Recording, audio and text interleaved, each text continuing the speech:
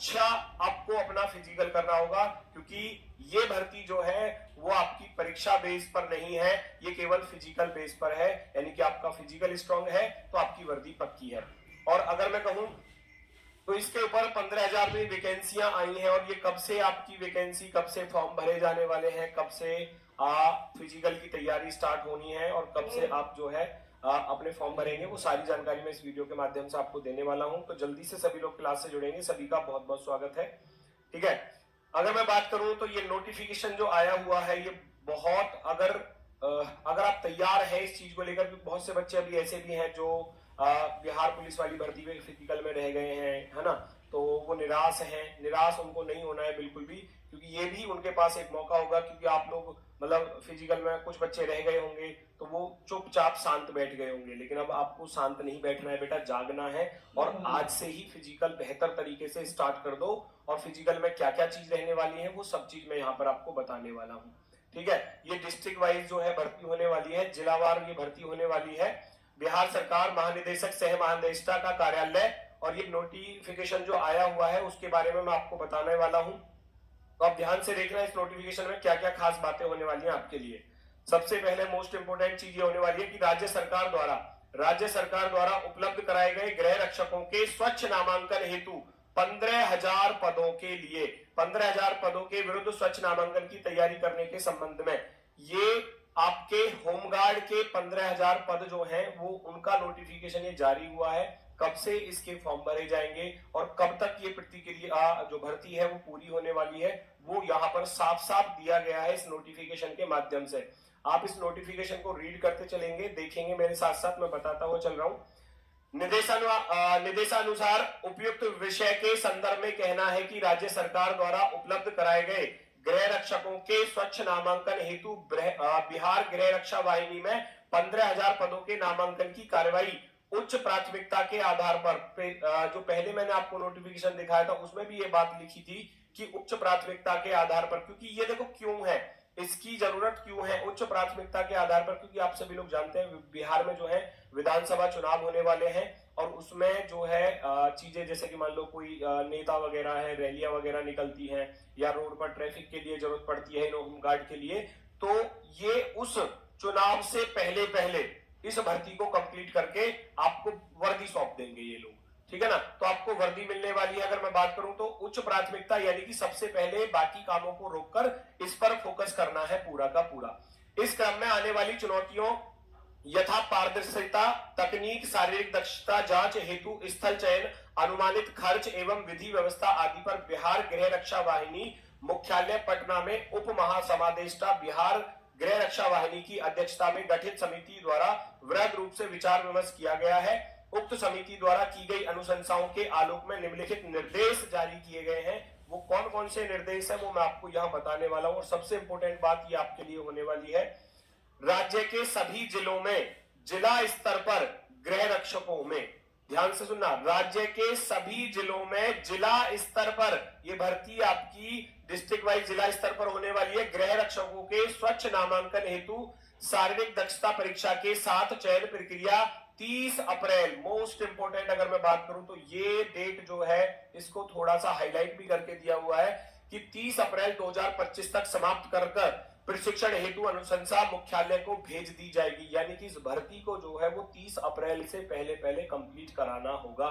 इसका अर्थ है आपके पास अब समय कितना है, मार्च में इसके फॉर्म स्टार्ट हो जाएंगे लगभग 8 मार्च 10 मार्च के आसपास में कर, और 30 अप्रैल से पहले जो है वो आपकी फिजिकल वगैरह ये करा लेंगे। ठीक है ना, तो फिजिकल पर जो है वो आज से ही आपको मेहनत करनी होगी। आज से रनिंग कितनी है वो बताऊंगा, और उसके बाद ऊंची कूद, लंबी कूद यानी कि लॉन्ग जंप और हाई जंप आपकी होने वाली है, और गोला फेंकना यानी कि शॉर्ट पुट जो होता है वो। ठीक है, तो उसमें क्या क्या चीजें लगने वाली है वो सारी चीजें बताऊंगा। मुख्यालय को भेज दी जाएगी। शारीरिक दक्षता परीक्षा में पारदर्शिता के लिए यह आवश्यक है, साफ साफ लिखा हुआ है पारदर्शिता, यानी कि जो धांधलेबाजी कभी कभी हो जाती है, कुछ ऐसे तत्व होते हैं जो जुगाड़बाजी में लगे रहते हैं, उनसे बचने के लिए सरकार ने क्या कदम उठाया है, ये बहुत जरूरी कदम उठाया और बहुत आवश्यक भी है।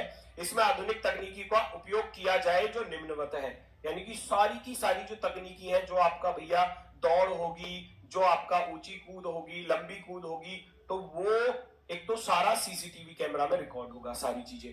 जैसे आप मान लो लंबी कूद मार रहे हो, है ना, आप लॉन्ग जंप लगा रहे हो, तो उसका मेजरमेंट जो होगा वो बिल्कुल एकदम एक्यूरेट रखने के लिए क्या है, लेजर तकनीकी का प्रयोग भी किया जाएगा, है ना।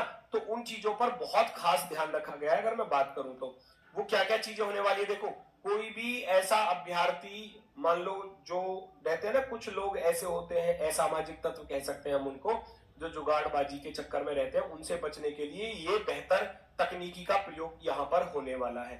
बायोमेट्रिक डाटा होगा, यानी कि आपका भैया फोटो वगैरह होता है, आपके फिंगरप्रिंट वगैरह वो कंप्यूटर मशीन के द्वारा वो वहां पर सब ऐड हो जाते हैं।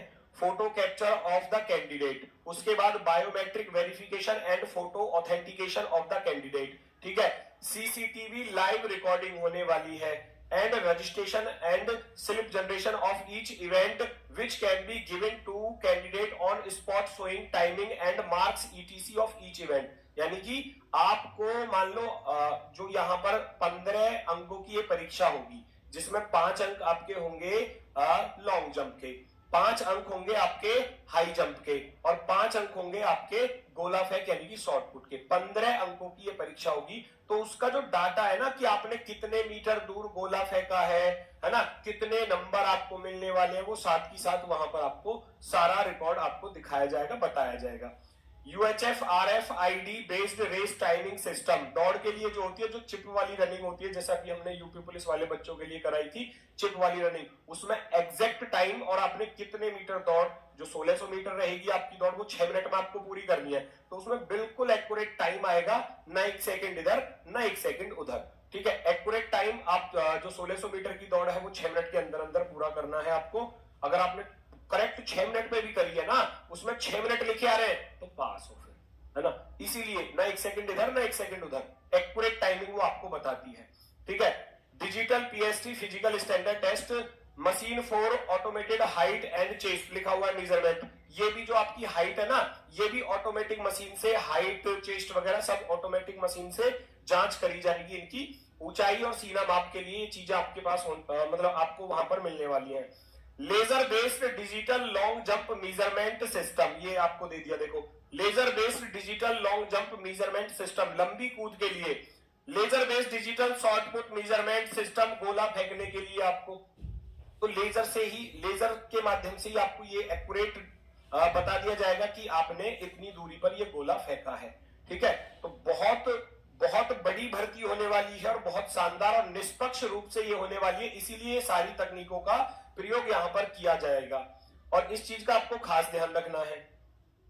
सबसे पहले अगर मैं बात करूं, जैसे कि अब ये चीजें जो मांगी गई हैं, वो सभी जिले के जो DM वगैरह हैं उनसे ये उनके लिए नोटिफिकेशन जारी किया है कि आप जल्दी से जल्दी हमको ये चीज बताओ कि हमको ये भर्ती 30 अप्रैल से पहले पहले पूरी करनी है, और हमको आप जो आपके ग्राउंड वगैरह है वो खाली है नहीं है, या आप किसी दूसरी कंपनी पर ये काम करवाना चाहते हैं, वो जल्दी से जल्दी उसकी सूचना हमको दीजिए, ठीक है।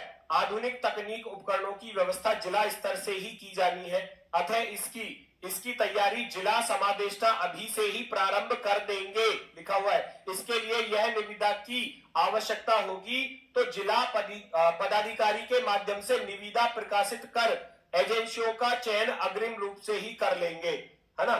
जो एजेंसियां दौड़ को, लॉन्ग जंप, हाई जंप को वगैरह को कराती हैं, तो उनके लिए भी अग्रिम रूप से इनको आप इनको सूचना दो और इनको अपने पास बुलाकर ये जानकारी उपलब्ध कराएं जल्दी से जल्दी। उक्त के अतिरिक्त मैदान का चयन एक महत्वपूर्ण बिंदु है, यानी कि आपके पास मैदान है, ग्राउंड है या नहीं है, है ना, महत्वपूर्ण बिंदु है। इसका चयन जिला चयन समिति द्वारा भी शीघ्र से कर लिया जाएगा। यदि कोई स्टेडियम उपलब्ध हो तो इसे प्राथमिकता दी जाएगी। अगर कोई वर्तमान में उपलब्ध है तो